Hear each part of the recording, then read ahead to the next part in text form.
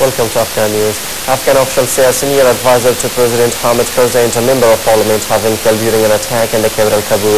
The officials say John Muhammad Khan, a former governor of southern Afghan province and a close advisor to Mr. Karzai, was killed along with Afghan lawmaker Muhammad Hashim Watanwal late Sunday when two men wearing suicide vests attacked Khan's home in western Kabul's Karpechar district.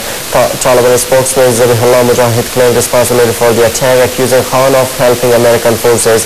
The attack came less than a week after the assassination of Mr. Karzai's brother, Ahmad Ali Karzai, in southern Kandahar province. General David Petraeus, the outgoing top commander of the NATO forces in Afghanistan, formally transferred authority mandate to incoming Commander Marine Lieutenant General John Allen. Petraeus plans to retire from the army at the end of August and assume the CIA director's job September 6. Petraeus, 58, said at his Senate confirmation hearing that he wanted the job and he is taking off the uniform wearing for 37 years to do this the right way.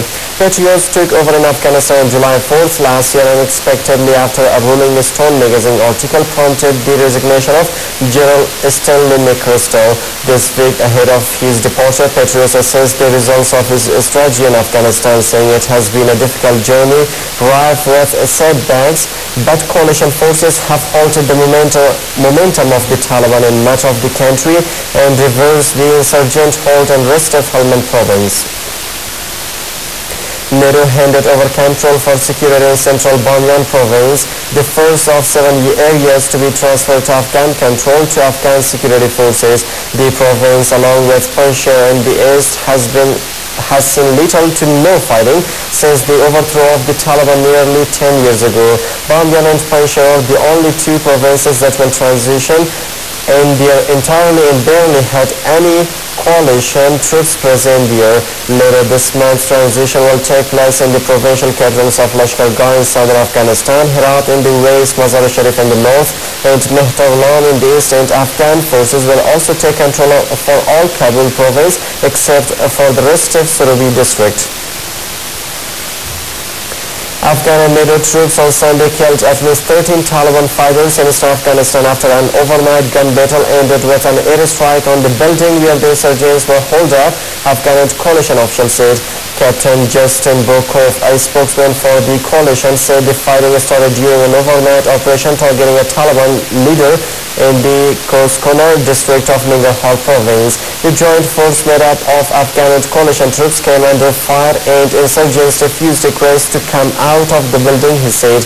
The fighting ended Sunday with a NATO strike, he said, adding that there were no casualties among civilians or security forces. Ahmad Zia Abdulzai, spokesman for the Nangarhar provincial government, meanwhile said the bodies of 13 insurgents have been found, adding that the building occupied by the Taliban was a school which was empty because the insurgents are on summer break. NATO jets have struck a military storage facility and other targets in the eastern outskirts of the capital Tripoli. Sunday's attacks came 2 days after major international players recognized Libya's opposition leadership as the country's legitimate representative. Opposition advances on the eastern oil city of Brega, meanwhile, stretched into their fourth day with reports of pitched street battles in residential areas. NATO said its forces hit a military storage facility along with 3 radar sites and an anti-aircraft missile launcher east of Tripoli, but the state television channel Al Jamahiriya reported that NATO had raided civilian and military sites in the Anzara district in Tajura in the eastern suburbs of Tripoli.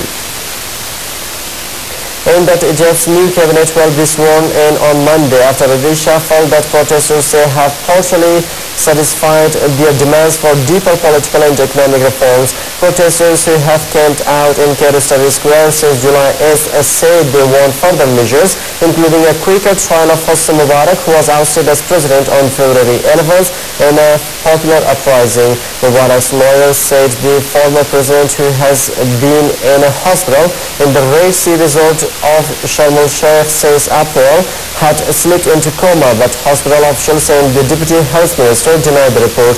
The new ministers would take the oath of office on Monday in front of Field Marshal Mohammad Hossein Pantawi, leader of the military council that took control of Egypt after Mubarak's resignation. And that's all for now. Thanks for joining us.